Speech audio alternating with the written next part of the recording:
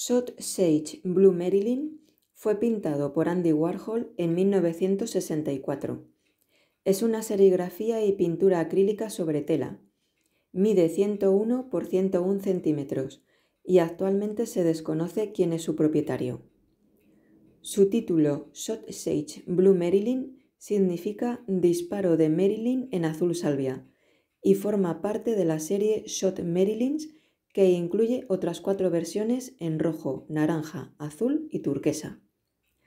2 años antes de este cuadro, Warhol ya había realizado el díptico de Marilyn, donde la actriz aparece representada 50 veces, y otra serie de 5 Marilyns serigrafiadas. En 1964, la artista y performer Dorothy Podber, amiga de Warhol, le pidió permiso para pasar a disparar por su taller. Warhol accedió, creyendo que quería disparar unas fotos con su cámara fotográfica a los lienzos, que estaban apilados en la pared antes de ser expuestos. En lugar de tomarlas instantáneas, y ante el estupor del artista, Dorothy sacó una pistola de su mochila y disparó sobre los cuadros. Solo uno de ellos quedó dañado, ya que los demás estaban detrás del que sufrió el impacto, pero todos recibieron el nombre de Shot, disparo. Esta serigrafía pertenecía a la Fundación Thomas y Dorit Altman, de Zúrich, amigos personales de Warhol y compradores de gran parte de sus obras. Lo han puesto a la venta para recaudar fondos con los que financiar proyectos sociales de protección de la infancia. En la reciente subasta de Christie's, el 9 de mayo de 2022, ha sido vendida por $195 millones, desbancando a Las mujeres de Argel de Pablo Picasso, cuyo récord de $179 millones llevaba imbatido desde 2015, siendo así la obra plástica más cara del siglo XX vendida en una subasta pública en el mundo. Warhol hizo sus primeras pinturas de Marilyn Monroe poco después de que la actriz muriera de una sobredosis de barbitúricos el 5 de agosto de 1962. Procede de una fotografía publicitaria tomada por Jim Corman en 1953 para la película Niágara. Una vez recortada la fotografía, según el deseo del pintor, se realizaba con esa imagen una pantalla serigráfica. De la pantalla artesanal, Warhol había pasado a la pantalla fabricada a partir de un documento sobre una película en blanco y negro. La tela se recubre con una emulsión fotosensible, gracias a la cual las partes expuestas a la luz se endurecen, de manera que la tinta solo puede pasar en las zonas correspondientes al tema, a través de innumerables pequeños puntos, lo que se denomina una pantalla fotoseriegráfica que Warhol encargaba a especialistas. Warhol utilizaba la pintura acrílica solo para los fondos o para las partes correspondientes a los ojos, la boca o los cabellos, que se pintaban a partir de sucesivas reservas en las pantallas serigráficas, ya que al secar demasiado pronto, la pintura acrílica hubiera taponado los puntos de la pantalla. Para la serigrafía utilizaba tinta vinílica, siempre en negro. Realizaba sus pinturas serigráficas en pedazos de tela extendida sobre el suelo, que luego atirentaba en un bastidor. Warhol estaba obsesionado con Marilyn desde los 13 años. Esta obsesión lo llevó a dedicarle más de 40 obras, con las que fabricó su imagen de símbolo sexual, muchacha ingenua y producto artificial de Hollywood, elevándolo a la categoría de mito del siglo XX. Las estrellas de Hollywood fueron una gran fuente de inspiración para el pop art o arte popular. Este movimiento artístico, nacido a finales de 1950, tuvo en Robert Rauschenberg y Andy Warhol sus más destacados representantes. Su intención era protestar contra la mentalidad conformista de la época. El pop art, debido a su cinismo, se caracteriza por un humor y flexibilidad alegres. Para ello se basaba en el empleo de objetos habituales de la vida moderna, como anuncios, latas de conservas o cartones, y estrellas hollywoodienses. Y Marilyn Monroe fue un motivo recurrente no solo en la obra de Warhol, sino en la de sus contemporáneos, como James Rosenkitz o Pauline Boty. Marilyn personificaba el deslumbrante mundo del consumismo y las celebridades, que los artistas pop consideraban emblemático de la cultura estadounidense de los años 50 y 60. Por eso, las diferentes versiones de Marilyn de Warhol se han convertido en símbolo de la cultura pop norteamericana. Andrew Warhol nunca dijo cuál fue su fecha de nacimiento, el 6 de agosto de 1928. Nacido en Pittsburgh, Pensilvania, fue el menor de los 3 hijos varones de un matrimonio de inmigrantes eslovacos. Su padre, Ondřej Warhol, era montador en una mina de carbón y murió cuando él tenía 14 años. Su madre, Julia, era empleada de la limpieza y también se dedicaba a fabricar ramos de flores artificiales que vendía en el mercado. Fue ella la que se dio cuenta que su hijo más pequeño estaba especialmente dotado para el dibujo y le animó a dibujar y a pintar, además de inculcarle su interés por la lectura. La familia vivía pobremente y a los 4 años Andrew fue por primera vez a la escuela. Una compañera le propinó tal paliza que el niño se negó a volver a clase y no lo hizo hasta los 6 años. Pero ese mismo año cogió la escarlatina, enfermedad que le dejó la piel muy marcada, pero le permitió pasar muchos meses en cama dibujando. Con 8 años sufrió la corea de Sydenham, conocida popularmente como baile de San Vito, una enfermedad infecciosa del sistema nervioso y que ocasiona desórdenes en la pigmentación de la piel, que le tuvo de nuevo en cama durante 10 semanas. Fue en este tiempo cuando empezó su devoción por los famosos y su pasión por el coleccionismo. Se dedicó a escribirles y a guardar como un tesoro cada foto firmada que le enviaban. Sus favoritos eran los niños prodigio del cine, como Mickey Rooney y sobre todo Shirley Temple. También nació entonces su aversión a los médicos y a los hospitales, que le acompañaría toda la vida. Pese a sus problemas de salud, siempre fue un excelente estudiante y estudió el bachillerato con becas. Acabado el bachillerato, se matriculó en el Instituto de Tecnología Carnegie para estudiar diseño gráfico, donde además asistía todos los sábados a los ateliers para recibir clases gratuitas de pintura, y donde se diplomó en arte comercial en 1949. En su último año de estudios, llevó la dirección artística de la revista estudiantil Cano, en la que dibujó la portada: 15 violinistas dispuestos en forma de tablero de ajedrez, una anticipación de lo que sería la seña de identidad de su arte. Los cuadros serigrafiados, los retratos de Andy Warhol, que representaban a los que fueron su obsesión, estrellas y celebridades desde Marilyn a Mao, Yves Saint Laurent, Elvis Presley, Rudolf Nureyev o John Fitzgerald Kennedy. Su obsesión por salir de la pobreza que le rodeaba en Pittsburgh y el deseo de ser rico y famoso le motivó para que, finalizados los estudios universitarios en el verano de 1949, con 20 años recién cumplidos, convenció a su amigo y compañero Phyllis Perstein para irse a Nueva York, donde 3 meses después encontró trabajo ilustrando un artículo para la revista femenina Glamour, que firmaría por primera vez como Warhol, sin la A final. Warhol hacía unos diseños simples y coloristas que causaron furor en los medios publicitarios. Empezó a trabajar como artista comercial en revistas como Vogue o Harper's Bazaar y a colaborar en medios publicitarios, donde permaneció durante 10 años. Destacó como creativo publicitario, siendo premiado en 1952 y en 1956.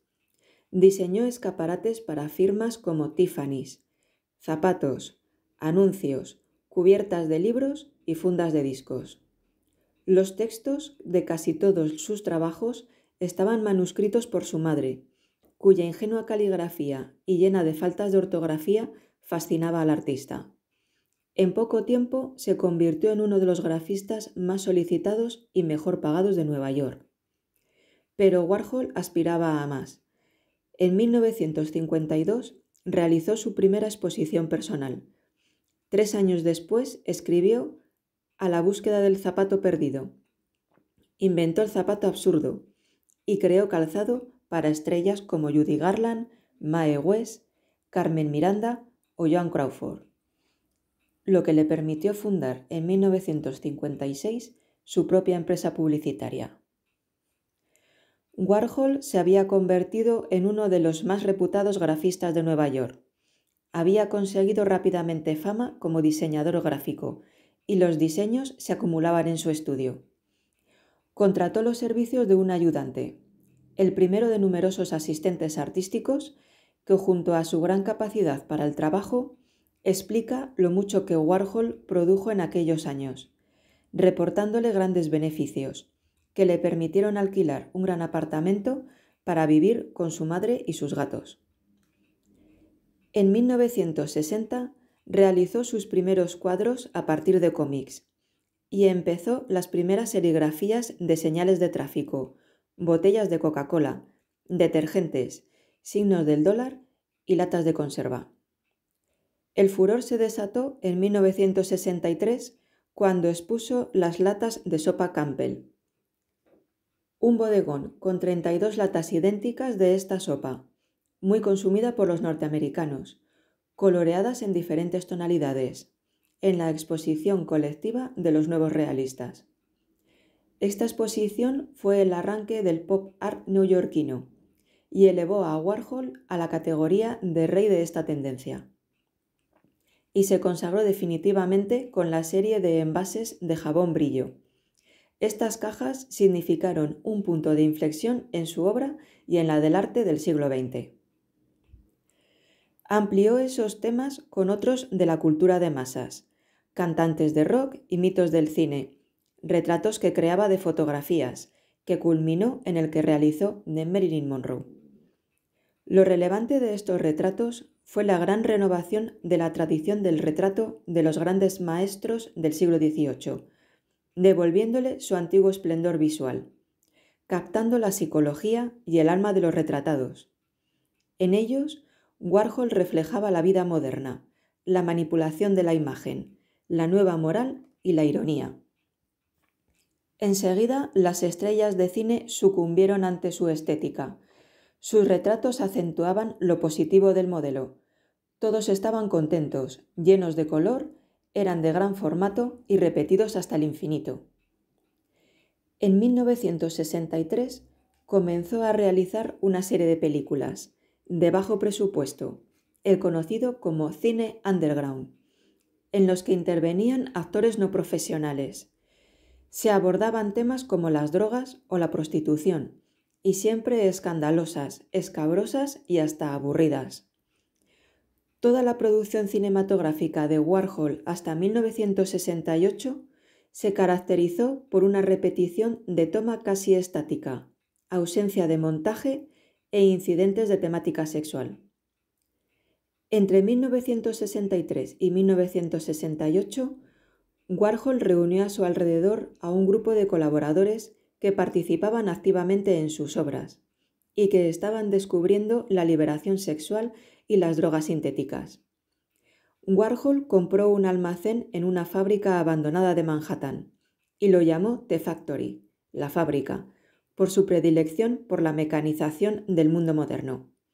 Convertido en club social de artistas contraculturales y escenario de fiestas continuas, tenía las paredes tapizadas con papel de aluminio y muebles pintados de color plata, y un viejo sofá que era el epicentro de la casa. Unas veces servía como estudio de pintura y otras de cine, además de lugar de encuentro para toda la bohemia neoyorquina. En la Factory se producían obras de arte plástico, películas, colecciones de moda, vídeos o programas de televisión, que duraban 15 minutos. Como a Warhol le gustaba decir, en el futuro todo el mundo será famoso al menos durante 15 minutos. Aquí también nació el grupo de rock The Velvet Underground, encabezado por Lou Reed. En estos 5 años, entre 1963 y 1968, en la Factory se realizaron más de 5.000 películas, que se proyectaban en sesión continua en medio de luces de colores y mientras tocaba la orquesta Velvet Underground. En 1968, Valerie Solanas, una feminista radical desquiciada que había aparecido en una de sus películas, le intentó asesinar disparándole 3 tiros por la espalda. Estuvo clínicamente muerto y tuvieron que operarle pulmones, esófago, hígado, bazo y estómago. Pero el incidente tuvo poca repercusión social, ya que 3 días después asesinaron al fiscal Robert Kennedy, hermano del presidente John Fitzgerald Kennedy. Tras sufrir el atentado, sus temas se volvieron más sombríos, como accidentes de coche, desórdenes raciales y sillas eléctricas. Un año después rodó su mejor película, Blue Movie. Durante los años 70 se centró en la pintura. Escribió el libro Mi filosofía de A a B y de B a A, y la obra de teatro Pork. Creó la revista de arte y cultura Interview, dedicada a entrevistar amigos famosos como Mick Jagger o Truman Capote. En 1974 trasladó la Factory a un local de Broadway y su obra se llenó de repercusiones políticas y psicológicas. Fue la época en que produjo las serigrafías de Mao Zedong, la hoz y el martillo y el símbolo del dólar. Durante la primera década de los años 80, viajó mucho por todo el mundo, promocionando su obra y sorprendiendo a todos con su estudiadísimo amaneramiento. Empezó a pintar detalles de cuadros de artistas del Renacimiento. En 1983 visitó España con motivo de una exposición de sus cuadros sobre armas y crucifijos y diseñó la portada del disco Made in Spain de Miguel Bosé. En 1986 hizo sus últimos retratos sobre Lenin y Mao. Continuó trabajando junto a nuevos artistas emergentes como Jean-Michel Basquiat, Julian Schnabel o David Salle, del nuevo movimiento llamado neoexpresionismo. En plena ebullición creativa, solo paró cuando enfermó y tuvo que ingresar en el hospital de Nueva York, donde falleció el 22 de febrero de 1987 por una complicación cardíaca después de una operación de vesícula biliar. En su testamento, además de legar su fortuna a su familia, dispuso las bases para la creación de la Fundación Andy Warhol para las Artes Visuales, que según sus estatutos protege el legado artístico de Warhol, defiende su misión de espolear la innovación en la expresión artística y el proceso creativo, y se declara centrado en apoyar el trabajo de un valor experimental o rompedor, para lo cual concede becas anualmente. Tras su muerte se publicaron sus diarios, en los que vertía sus opiniones sobre todos los famosos que conoció durante su vida. Su arte fue el símbolo de la próspera Norteamérica de los años 60 y 70 y de la influencia de la cultura popular en la sociedad. Su obsesión de no volver al estado de pobreza de su infancia determinó su necesidad neurótica de ser muy rico y de hacer algo en arte que pudiera también ser comercial. Incluso cuando ya poseía una fortuna, nunca se separaba de su libreta, donde anotaba todos sus gastos y se pasaba el día ingresando su dinero en diferentes cuentas.